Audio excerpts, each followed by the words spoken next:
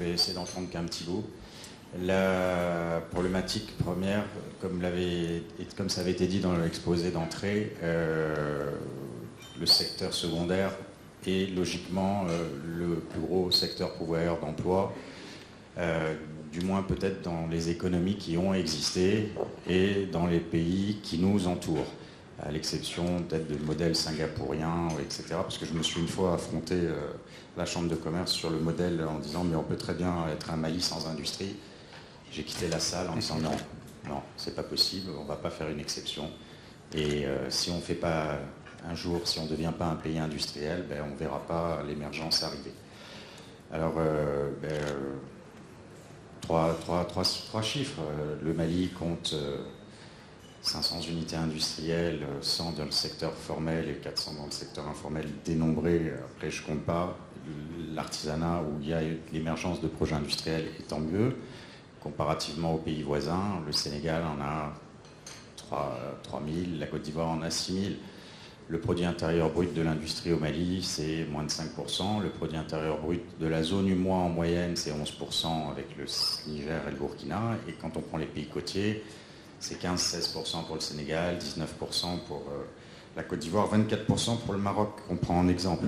Donc oui, le chemin vers l'industrialisation, à mon sens, est nécessaire pour absorber l'emploi des jeunes.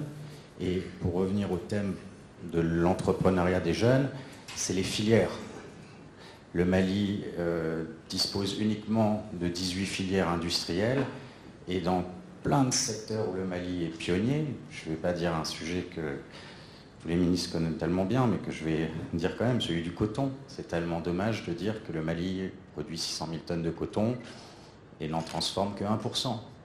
Voilà. Des aberrations comme celle-là, on en a plein. Le Mali a le plus gros cheptel de vaches laitières d'Afrique de l'Ouest, dans les 16 millions, et les premiers pays importateurs de lait en poudre, avec 40 000 tonnes par an, etc. etc. Donc je ne vais pas faire l'apologie du livre blanc, qui est un document qui existe et qui résume les problèmes et les solutions. Je dirais simplement que la solution est devant nous. Il y a des mesures qui sont rapportées, notamment des mesures validées par le gouvernement, par le Premier ministre, il y a plus de, dans presque 18 mois que sont validées, des réformes pour relancer l'industrialisation et donc porter l'emploi et l'entrepreneuriat de l'emploi. Je cite un exemple, la TVA à 5%, on se tue à le dire, c'est à l'étude, les études ont été faites, c'est sur la table du gouvernement, c'est en cours dans un long processus et ça viendra un jour. Avec une TVA à 5% sur le Made in Mali, on sera encouragé à produire cette table au Mali, à produire cette nappe au Mali, à faire ce verre au Mali, parce qu'on est dans un pays trop commerçant. Mais le fait d'être un pays trop commerçant, ça se corrige, c'est pas une fatalité. On a le droit.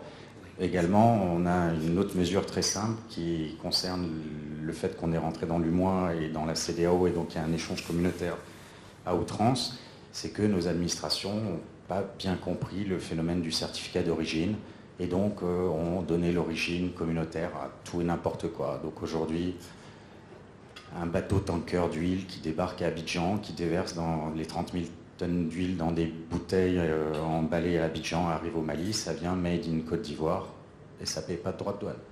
Ici, vous avez une filière à 1500 km des ports, des gens qui essayent d'égrener, de faire de l'huile à partir du coton, ils ne pourront pas être compétitifs, etc., etc. Donc, je crois beaucoup en la possibilité de régler les problèmes d'emploi via l'industrie. Merci. Cyril, merci.